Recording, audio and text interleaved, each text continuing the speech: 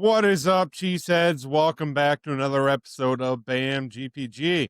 So, Bryson, it is Thursday. We're trending closer to that game on Sunday, and we got some injury updates for you guys here today. So, Lukas Van Ness is returning to practice today. It wasn't a limited role, but he's back out on the field after missing about a month of football after that foot injury he suffered in Cincinnati. He is back out on the field, trending in the right direction for the Green Bay Packers.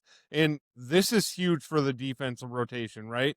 Getting Van Ness back with Parsons and Rashawn Gary, that gives you that extra pass rush juice that you're looking for that this team so badly needs. As you mentioned yesterday in yesterday's episode, Bryson, the Packers didn't have a sack against the Philadelphia Eagles. Yeah. So, especially late in games, fatigue hurts you. It's great to have a guy of Van Ness's caliber back, especially he's been playing great all year, and that's leading into the offseason too, right? He had a great offseason. He's really found his way into the rotation early this year, and he's been great. So hopefully he can pick up where he left off for Green Bay. And, when Green Bay runs that cheetah package where they have an extra defensive end out on the field, that, allows the Packers to really kind of get creative and get more pass rushers out there to, get pressure on the quarterback and start getting those sacks coming in, right? And again, it only makes Parsons and Gary that much better too. And as far as the rotation goes, it helps keep the guys fresh towards the end of the game. Now, the tough part, we mentioned it yesterday, Elgton Jenkins, he's been placed on the IR with a fractured fibula. It's really just a brutal loss for the Packers. Jenkins, he was the heart and soul, one of the heart and soul guys on this roster. And without him in the interior of the line, it's going to be tested, right? That affects everything. It affects Jordan Love's protection, the run game consistency, and really your ability to handle pressure up the middle for the Packers. Had those guys banged up this. It has. That offensive line is, you're right, Bryson. It's been banged up. As far as the other injuries for the Packers, Edgerrin Cooper was full participation today, as was Romeo Dobbs. Kingsley Enagbare was limited, and Matthew Golden was also limited today. Now, some of the biggest things to watch are going to be Hobbs and Golden. Hobbs, he gives you that physicality, not great in coverage, but maybe with the play of Valentine on the outside, maybe Hobbs, you can kind of slide into what is probably a better fit for him on the inside there rather than the outside. And Golden, I think he's still going to become a real weapon in this offense once we can get him back out on the field. And then just to touch up on that too. So Jaden Reed, his rehab is really ramping up at this time. And from what I read today, it sounds like Marshawn Lloyd has been ramping up his rehab as well. So there is a possibility. I know a lot of you are questioning, who is Marshawn Lloyd, right? We haven't seen him on the field in 2 years. So if we could get him there, maybe that is the extra spark we need in that running game. We do know, based off his collegiate career, because we haven't had anything to see in his professional career outside of some preseason games. But he does add a little bit of speed spark to that running game. Very opposite of Jacobs. Yeah. Jacobs is a very patient runner, kind of a power runner, if you will.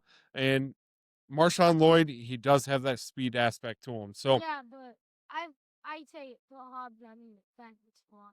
yeah, Hobbs, absolutely. You can't put him back out there right away on the outside.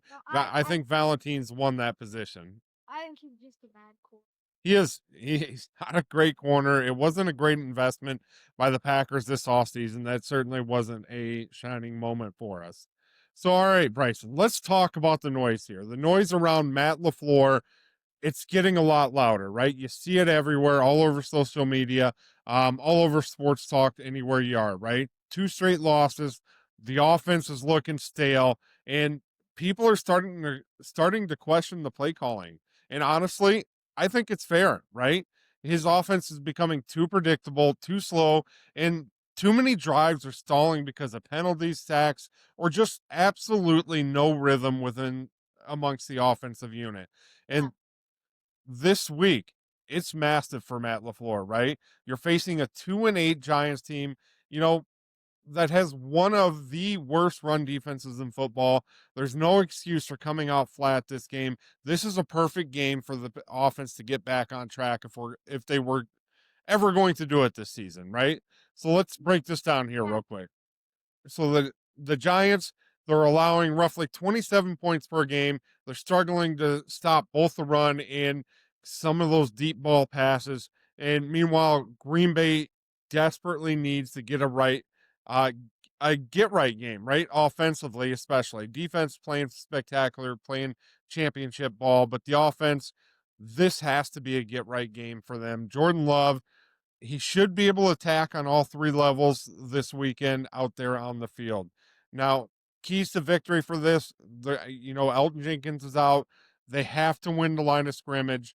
The Packers' offensive line, they have to step up early, and they're going to have to do it often this game. They're going to have to establish the run. As we mentioned, the Giants are not great against the run, and until they can prove they are, you have to run the rock this game. And you have to keep pressure on Jameis Winston, right?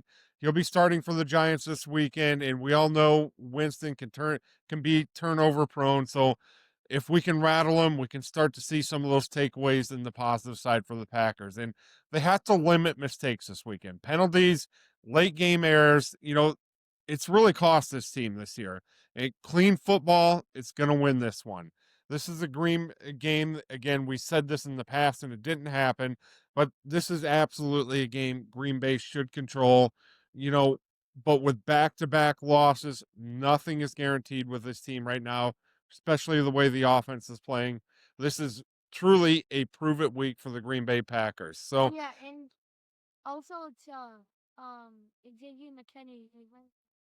it is. Yeah. McKinney's returning back to the Giants there in New York to play. So he kind of downplayed it a little bit from that interview we saw yesterday, Bryson. But absolutely, you got to have some type of feeling towards it. Giants didn't want to pay him, Green Bay did.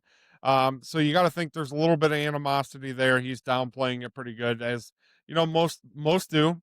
Some don't, but he is. But you got to think there's something inside of him where he wants to go out and kind of a prove it game for him.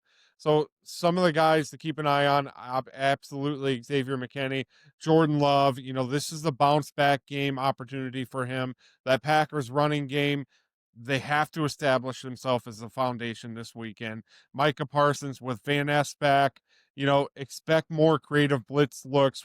As we mentioned earlier in the podcast here, that cheetah package they like to run where they get that extra defensive line or defensive end along that defensive line, possibly Van Ness back in the middle. We have seen him play a little bit of defensive tackle earlier in the season prior to the injury.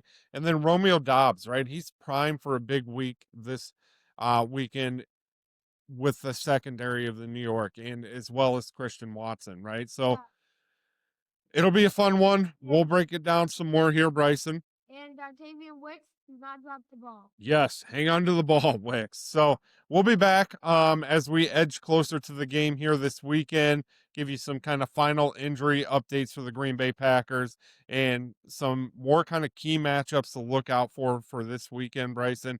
As always,